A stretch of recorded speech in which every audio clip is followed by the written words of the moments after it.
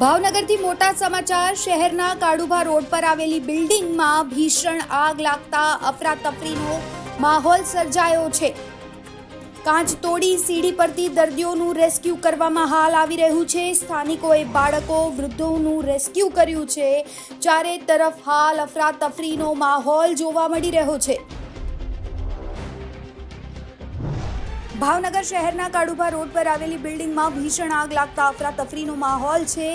સમીપ નામના કોમ્પ્લેક્સમાં આગ લાગતા દોડધામ મચી ગઈ છે।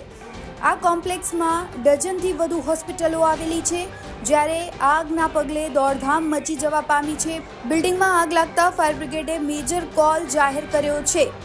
સાથે જ ફાયરની ટીમ ઘટના સ્થળે દોડી આવી છે અને બિલ્ડિંગમાં ફસાયેલા દર્દીઓનું રેસ્ક્યુ કરવામાં આવી રહ્યું છે। એક બાદ એક તેમને બહાર કાઢવાની કામગીરી હાથ ધરવામાં આવી રહી છે।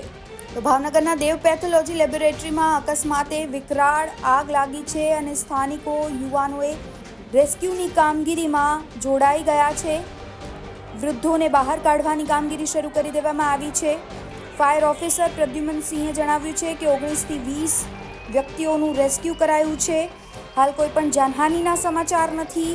કાળુભા રોડ પર સમીપ કોમ્પ્લેક્સમાં આગ લાગી છે અને આ કોમ્પ્લેક્સમાં મોટા ભાગે હોસ્પિટલ્સ આવેલી છે। કોમ્પ્લેક્સના બેઝમેન્ટમાં આ આગ લાગી હતી, જે બાદ આખી બિલ્ડિંગમાં આ આગ પ્રસરી ગઈ। 5 ફાયર ફાઇટર અને 50થી વધુ કર્મચારીઓ આગ બુઝાવવાની કામગીરીમાં હાલ લાગી ચૂક્યા છે। કાળુભા રોડ ઉપર આગ લાગેલી છે સમીપ કોમ્પ્લેક્સમાં, અને એને હિસાબે આપણે ફાયર ફાઇટિંગની ટીમ આવેલી હતી।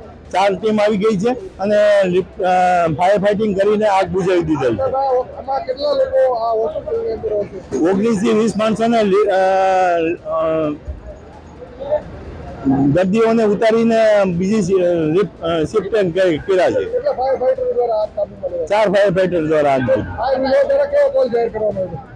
Fire call major call declare કરવામાં આવે છે। કંટ્રોલમાં છે, કંટ્રોલમાં માલુમ નથી।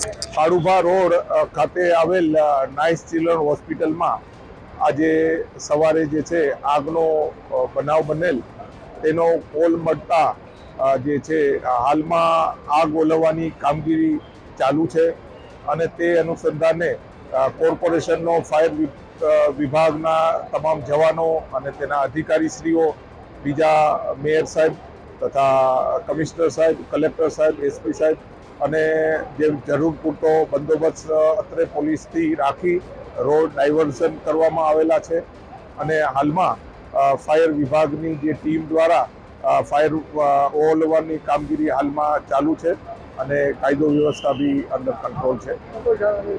નહીં, કોઈ જાનહાનિ થયેલી નથી અને 15 જેટલાને રેસ્ક્યુ કરવામાં આવેલા છે।